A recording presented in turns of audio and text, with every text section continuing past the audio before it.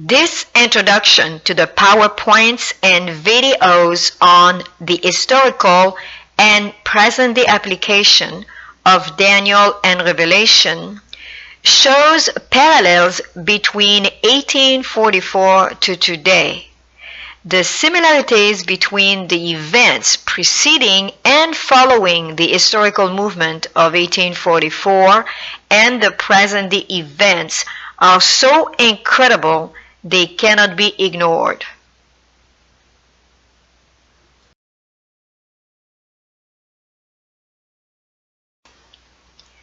One of the most solemn and yet most glorious truths revealed in the Bible is that of Christ's second coming to complete the great work of redemption. To God's pilgrim people, so long left to sojourn in the region and shadow of death, a precious, joy-inspiring hope is given in the promise of His appearing, who is the resurrection and the life, to bring home again is banished. The doctrine of the second advent is the very keynote of the sacred scriptures. From the day when the first pair turned their sorrowing steps from Eden, the children of faith have waited the coming of the promised one to break the destroyer's power and bring them again to the lost paradise.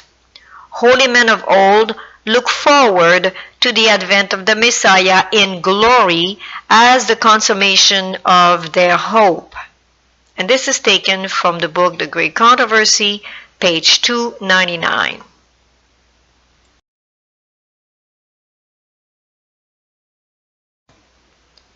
The heavens declare the glory of God, and the firmament showeth His handiwork. Day unto day uttereth speech, and night unto night showeth knowledge. There is no speech nor language where their voice is not heard. Their line is gone out through all the earth, and their words to the end of the world.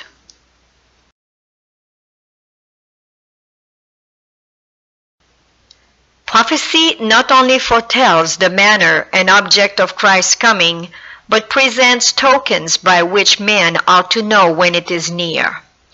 In Luke chapter 21, verse 25, Jesus said, "There shall be signs in the sun and in the moon and in the stars."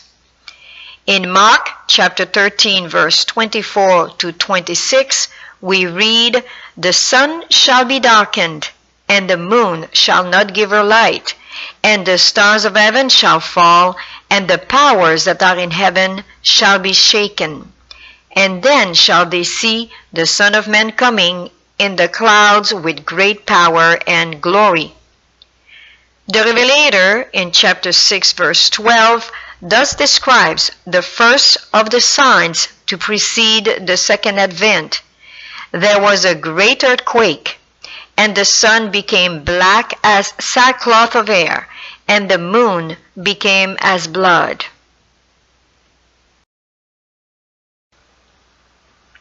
The first event that was recorded having to do with the signs that were promised by the Lord that we should watch for is the 1755 Lisbon Earthquake and Tsunami. We're told in the Great Controversy, page 304-305, that these signs were witnessed before the opening of the 19th century. In fulfillment of this prophecy, there occurred in the year 1755 the most terrible earthquake that has ever been recorded. Though commonly known as the earthquake of Lisbon, it extended to the greater part of Europe, Africa, and America. It was felt in Greenland, in the West Indies, in the island of Madeira, in Norway and Sweden, Great Britain and Ireland. It prevented an extent of no less than 4 million square miles. In Africa, the shock was almost as severe as in Europe. A great part of Algiers was destroyed, and a short distance from Morocco, a village containing 8,000 or 10,000 inhabitants was swallowed up. A vast wave swept over the coast of Spain and Africa, engulfing cities and causing great destruction. 90,000 persons are supposed to have been lost on that fatal day.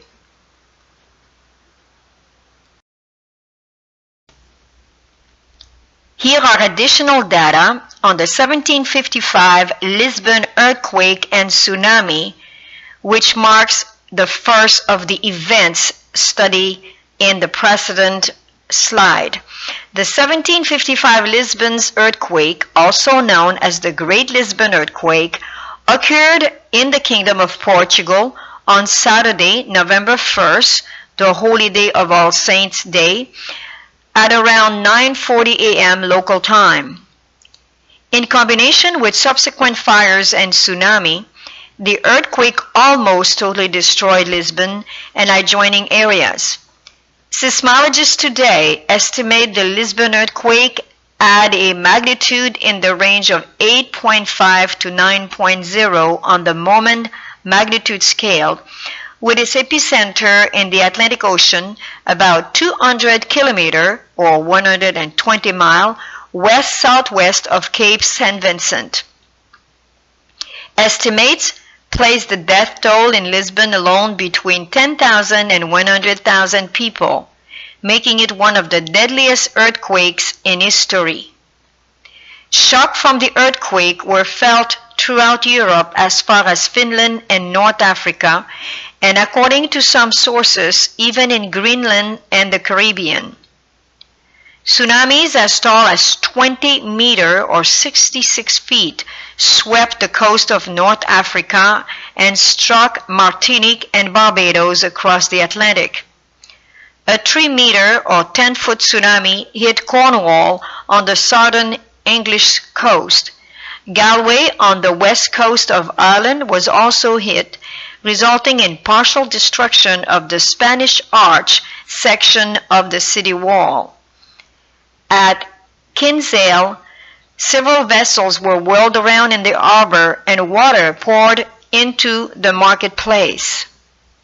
As the first earthquake studied scientifically for its effects over a large area, it led to the birth of modern seismology and earthquake engineering. Although many catastrophic natural events have occurred since 1755, we would do well to look at this chart here presenting data of events that seems to be coming closer together than ever before. We're talking about earthquakes, tsunamis, hurricanes, volcanoes, nuclear disasters, and the death tolls of these events. In 1986, Chernobyl in the Ukraine, we have a nuclear disaster that has caused more than 200,000 deaths so far. In 2004, in the Indian Ocean, there was a terrible earthquake of 9.1 magnitude and a tsunami that followed and caused the death of over 230 to 280,000 people. In 2005, in New Orleans, United States, the Hurricane Katrina has brought a lot of disaster as far as economy, as far as destruction, and killed over 1,800 people. In 2010 in Chile, with an earthquake of 8.8 magnitude causing a tsunami, and again a very, very expensive event, and 525 deaths. In Haiti, in 2010 of the same year, another earthquake of 7.0 magnitude and tsunami has caused the death of 200,000 people and more. In 2010, Mount Merapi in Indonesia, the volcano that caused 353 deaths, and we know now at this time as we're looking at this data that Mount Bali is also in eruption. In 2010, the same year, the Mount Jökull in Iceland has also, as a volcano, caused a lot of damage, especially to the airlines, because of the ashes the airline could not fly for a number of weeks. In 2011, Japan faced an earthquake of a magnitude of 9.0 with a large tsunami. Due also to this tsunami and earthquake, a nuclear disaster occurred at Fukushima, and over 16,000 people died in that catastrophe. In 2012 to 2017, we can count so many hurricanes, of Sandy to Harvey to Irma to Maria, and also included in India and China, which has brought the death toll to over 10,000 and many, many billions of dollars in breaking of the economy, actually. And even Puerto Rico and all these islands have suffered tremendously and are still suffering because of those terrible hurricanes. So follow up with those links here presented. Those links are showing the cost and even the volcanic eruption in the 21st centuries, which we believe are not just what we have seen before. And it is not fair to say that it has always happened. Especially the magnitude of the earthquake now, it seems that it has gone on the increase, and basically we should be wondering what is happening on the earth. That is evident.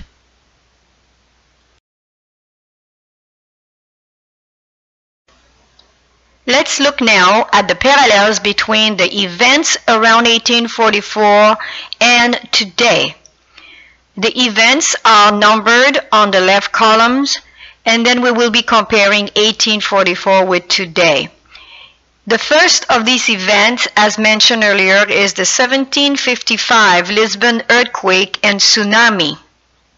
Today, we have actually witnessed to the nuclear energy accident of Chernobyl in 1986, followed by the terrible earthquake and tsunami of 2004 of the Indian Ocean, the 2011 nuclear energy accident of Japan and Fukushima, and now we are facing more and more earthquake and hurricanes and volcano as we hear about even to this day.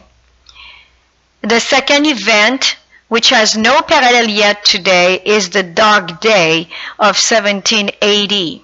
And this is reported, my friend, in the book The Great Controversy, but you can also check it in history. Could it be that a dark day could be very well produced by a volcano? We are told that, for example, Yellowstone in the United States, if ever this volcano erupted, it could create so much ashes and so much acid and carbon dioxide in the air that the people would be suffering so much, and there will be so much dark days because the sun would be taken away from us in a way, and it would be very dark. It is still to be seen. The third event is the fallen stars, which occurred in 1833. Today we have no precedent of the fallen stars like they saw in the United States in 1833. For those of you who wonder who are the fallen stars, what are the fallen stars? The fallen stars are created by comets and asteroids. They are not actually stars falling in the sky. They are pieces of comets and asteroids, and as they enter our atmosphere, they burn, and they are called meteors. And if some pieces of those meteors are basically solidified and come onto the earth, either large or small, they're called meteorites.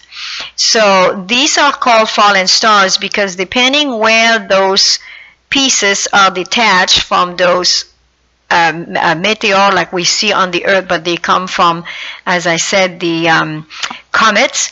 It depends on which region in the sky they come from. And as we know, astronomy has divided the sky with 88 constellations, and those 88 constellations are basically the map of the sky for the astronomers. And so if a fallen stars, which is produced by a comet, in the area of Leo, for example, it becomes Leonids, And it's not necessarily that it's the stars. As I said, it comes from a comet that just appeared to be in that region when it is observed. The fourth event that we have witnessed in history is the 1798 events, when the papacy lost a first supremacy at the end of Napoleon, when General Berthier took the Pope away from Rome and brought him as a prisoner into France. Now, some people disagree that it's General Berthier. They say that it's actually the government at the time, that the Directory, they were calling it, that took away the Pope. Either way, it was Napoleon that was in control at the time, and he did allow his general to take the Pope prisoner, and that in history represents the wound that has been done to the beast, the government of the papacy.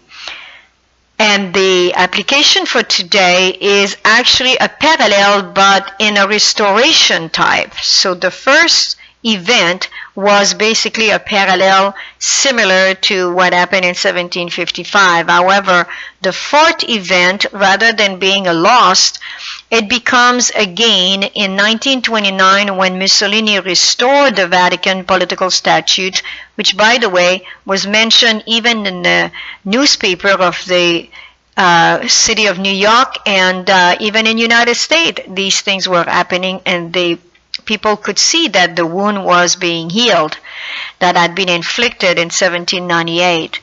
In 2016-17, we are witnessing now a kind of a restoration as well, since the Roman Catholic Church and the Protestant have agreed to celebrate the 500 years of the Reformation. And this is kind of a really historical event. As we know, the Reformation was the separation of people at the time of Martin Luther in 1500 era, 1517 era, and they separated from the Roman Catholic Church. And they were called Protestant because they protested against the Catholic Church. Now we see a reconciliation in the making. So it's definitely to be observed.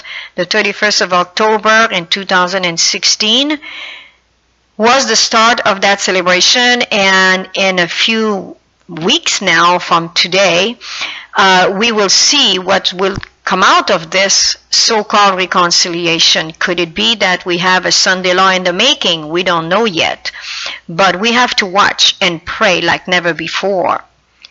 The fifth event recorded is the 1840 Ottoman Empire, when it surrendered its independence. Josiah Litch, which was part of the Millerite movement at the time, predicted the date of when the Ottoman Empire would surrender its independence. He did not predict the fall of the Ottoman Empire. If you read history carefully, you will see that Josiah Litch predicted at the time that the Ottoman Empire, which had existed since 1299 AD, now in 1840, it was very decadent, and it was needing of support from the countries of Europe, which at times they had fought and actually won over, and now they were needing of the support of those countries because they were definitely going towards a falling of the Ottoman Empire. And as the First World War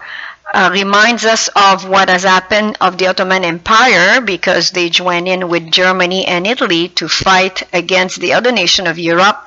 Now, after the First World War in 1922, we see the Ottoman Empire dissolved by Turkey. But in 2014 now, ISIS has set up a caliphate supported by Turkey, and we see that there is definitely some interest there. Again, the Ottoman Empire was a caliphate. The caliphate for the Islam religion is what the papacy is for the Catholic Church. So the caliphate is a very significant organization, a very significant setup, which should be watched very carefully as to where is that going to lead. The sixth event is the 1834 to 1844 movement, the 10 years representative of the 10 days between the trumpet of the fall feast to the Day of Atonement. And at the time, the first angel message was given, the message of Revelation 14, verse 6 and 7, fear God and give glory to him, for the hour of his judgment is come, and worship him that made the heaven and the earth and the sea and the fountains of waters. At the time, because the first angel message was refused, the second and the third could not be completed, they could not be given. Babylon is fallen, and come out of her, my people, that you may not receive of her mark. And the first angel message today, again, needs to be repeated, combined with the second and the third, added to it from Revelation 14 and 18.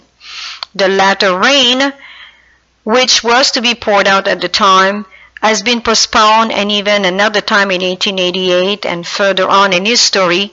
And now we are looking at the latter rain in its fullness to seal God's people so they can go out and give this message with power and vindicate his character. The seventh event is the 1844 year itself of the Great Day of Atonement in October 22nd, and the judgment of the dead which started. At the time of the Millerite, they were expecting the second coming, but after the great disappointment, the restoration of the calendar, and also the great disappointment pointing to the most holy place instead, we see today that this was definitely the judgment of the dead started, but now, under a test of the Sunday law, we are expecting the closing of the Day of Atonement with the judgment of the living. And we know that as soon as the Sunday law is declared nationally in United States, this will be the test for God's people, and this national Sunday law will continue into an international Sunday law and followed by the death decree. And this we have also to see that in the book of Daniel and Revelation. That is why this is an introduction to the book of Daniel and Revelation. And this is still to come. This is not here yet. That test of the Sunday law. The eighth event, which is the 1844 again, pointing to the October 22nd as the 10th day of the 7th month, represent the biblical calendar restored.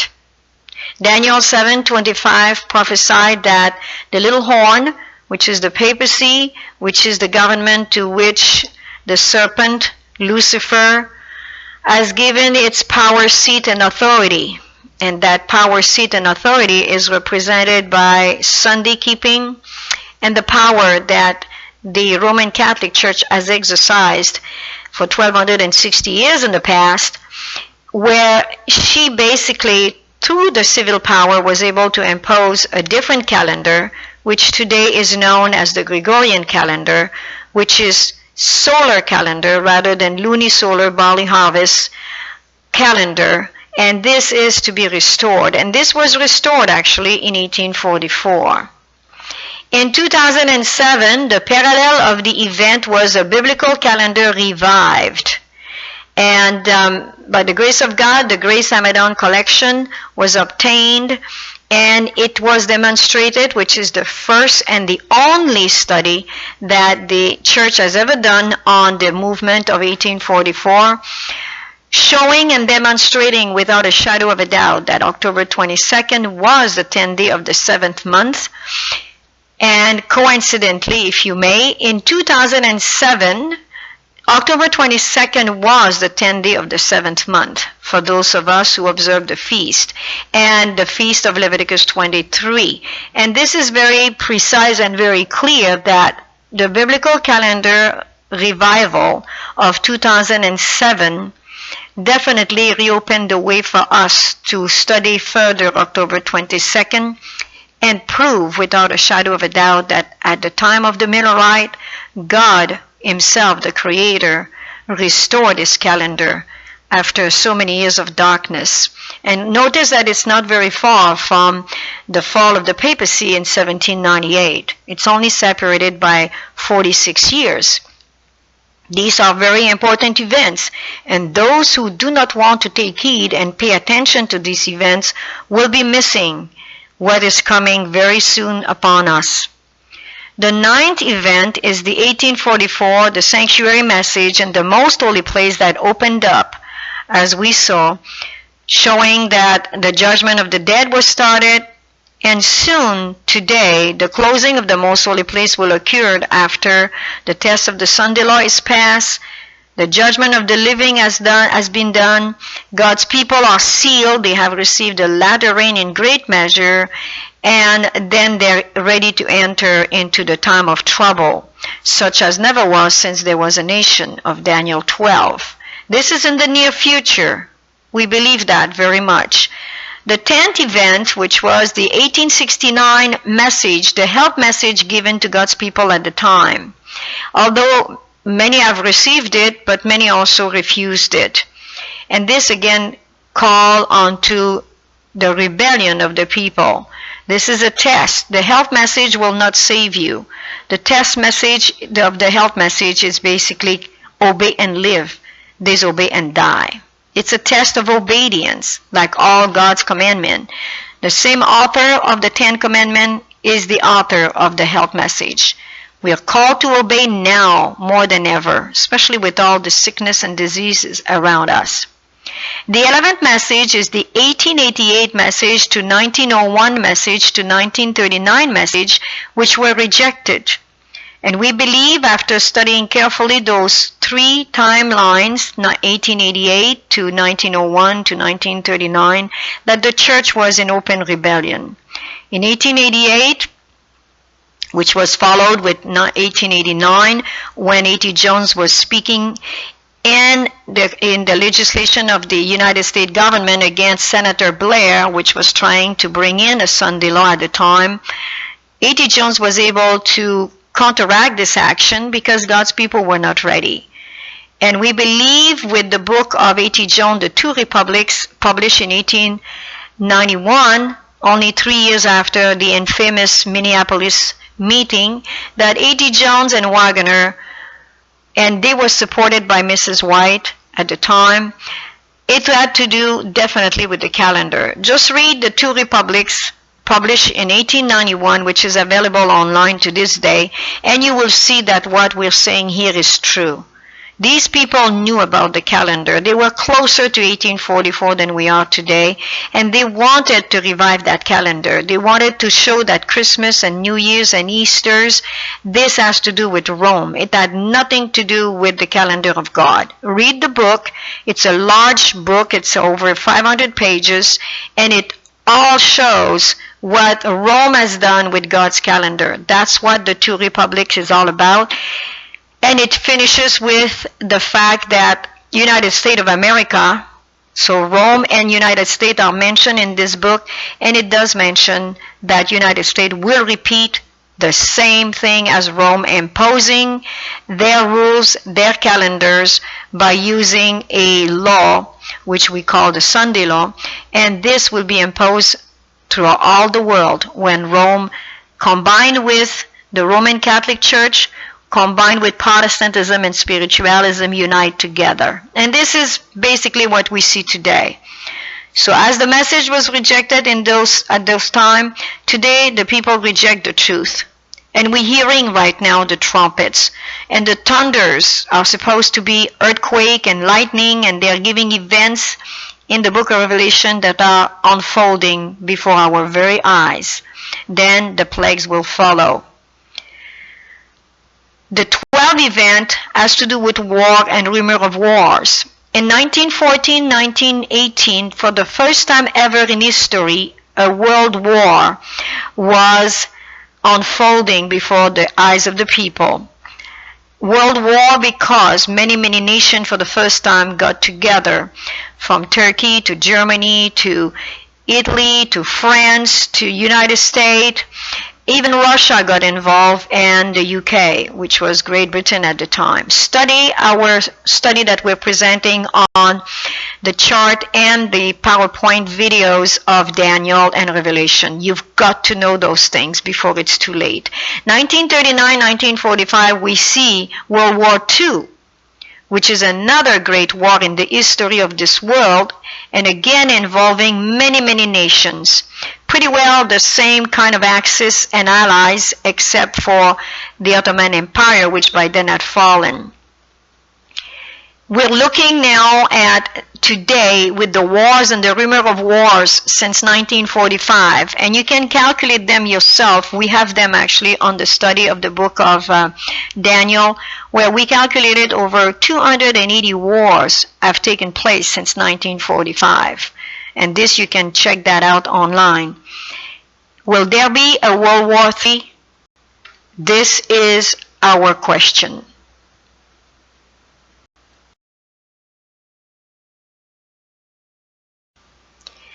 Like the Millerites of old, you can now have the charts of Daniel and Revelation with an historical and present-day application as prepared in 2017. Simply request a format ready to print at 24 inches by 36 inches size or 36 inches by 48 inches. They make beautiful charts, and with a glossy paper, it's very high quality and it looks beautiful. Simply request it at numbers1317@gmail.com. And these charts were specially designed to accompany the Daniel and Revelation studies, which can be viewed and downloaded on these links below on YouTube.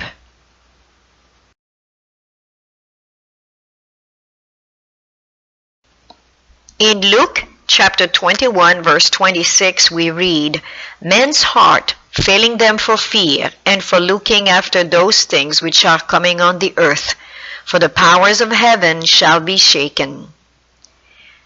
We invite you now to follow through with the study on Daniel and Revelation on YouTube, as we give you the first link for the study on Daniel and the first link on the study of Revelation.